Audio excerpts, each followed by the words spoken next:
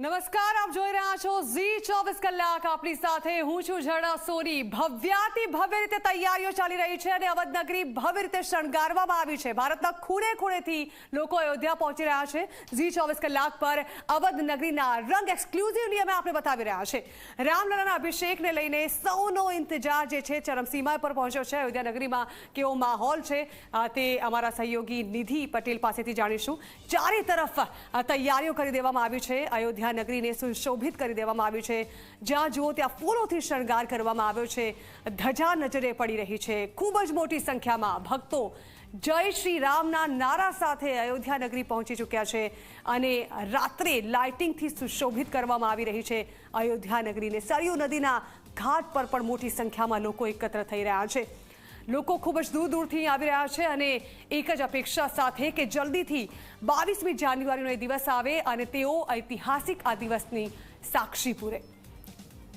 દેશભરમાંથી લોકો અલગ અલગ ભેટ સોગાદો સાથે પણ અહીં પહોંચી રહ્યા છે.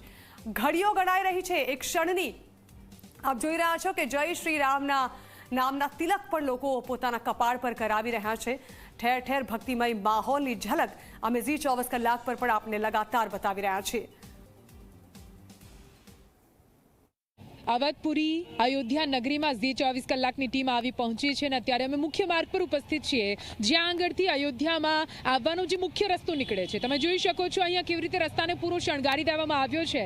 તમે અહીંયા ખૂબ જ વધારે પિલર્સ જોઈ રહ્યા છો જે રસ્તા મુખ્ય માર્ગ છે તેની શોભામાં ઓર વધારો કરી રહ્યા છે અને પિલરને પણ જે સજાવવામાં આવ્યા છે તે જુઓ.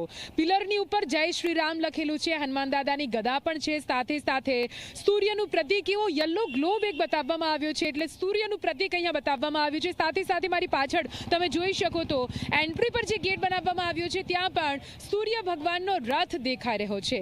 7 ઘોડા સાથેનો સૂર્ય ભગવાનનો રથ આગળ વધી રહ્યો છે અને ત્યાંથી અયોધ્યા નગરીની શરૂઆત થાય છે.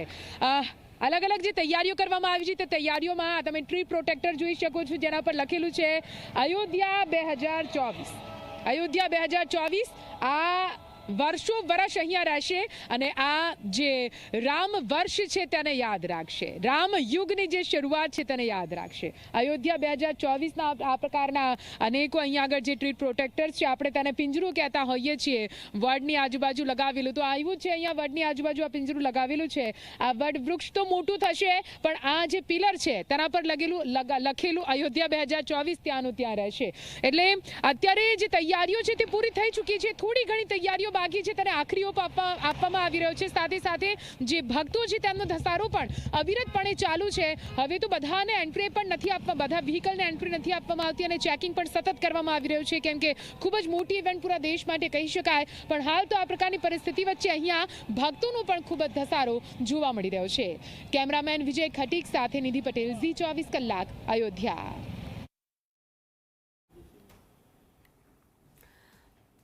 તો આપણે જોયું કે કેવી રીતે અત્યારે રંગોળીથી પણ સુશોભિત કરવામાં આવી રહ્યું છે અયોધ્યા. ચારે તરફ ઉમંગ અને ઉલ્લાસના રંગો હાલ અયોધ્યા નગરીમાં જોવા મળી રહ્યા છે. જ્યાં એક તરફ દીવા પ્રગટાવીને દિવાળીનો માહોલ ઊભો કરવામાં આવશે દેશભરમાં 22મી જાન્યુઆરીએ. તે પહેલા અયોધ્યા નગરીમાં જ્યારે ઘડીઓ ગણાઈ રહી છે પ્રાણ પ્રતિષ્ઠા મહોત્સવને પગલે ત્યારે ઠેર ઠેર રંગોળી પૂરવામાં આવી છે. દીવાઓ પ્રગટાવવામાં આવી રહ્યા છે. ફૂલોથી શણગાર કરવામાં આવી રહ્યો છે. લાઇટિંગથી શણગાર કરવામાં આવી રહ્યો છે. જ્યાં જુઓ ત્યાં ધજા લગાવવામાં આવી છે. એક્સક્લુઝિવ આ દ્રશ્યો અમે ઝી 24 કલાક પર લગાતાર આપના માટે લઈને આવી રહ્યા છીએ. જ્યાં તમે પણ જોઈ શકો કે પ્રાણ પ્રતિષ્ઠા મહોત્સવની આડે જ્યારે ઘડીઓ ગણાઈ રહી છે ત્યારે તે પહેલાનો માહોલ કેવો છે અહીંનો. જ્યારે પણ આપણા ઘરે કોઈ પ્રસંગ કે કોઈ તહેવાર હોય છે ત્યારે આપણે આપણા ઘરની બહાર રંગોળી પૂરીને આપણા ઘરના સુશોભનમાં વધારો કરતા હોઈએ છીએ. અત્યારે તમે મારી આગળ જોઈ શકો છો કેટલી મોટી રંગોળી પૂરવામાં આવી છે.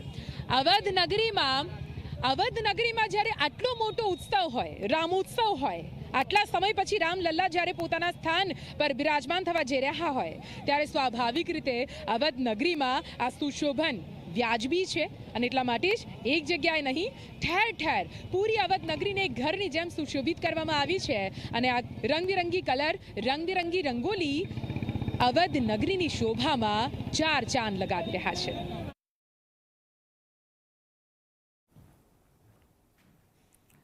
તો તો ઘરે જ્યારે કોઈ મહેમાન આવવાના હોય, જ્યારે કોઈ મોટો તહેવાર આવવાનો હોય ત્યારે ઘરોની બહાર કલરફુલ રંગોળી પૂરવામાં આવતી હોય છે અને અત્યારે પણ અયોધ્યા નગરીમાં ચારે તરફ આવી જ કંઈક રંગોળી પૂરવામાં આવી છે, કારણ કે ભગવાન રામ અયોધ્યા પધારવાના હોય તે પ્રકારની તમામ તૈયારીઓ કરી લેવામાં આવી છે। જોકે અહીં લાખોની સંખ્યામાં શ્રદ્ધાળુઓ ઉપસ્થિત રહેવાના હોય, ખાસ કરીને સુરક્ષા વ્યવસ્થાને લઈને પણ ખાસ બંદોબસ્ત કરવામાં આવ્યો છે।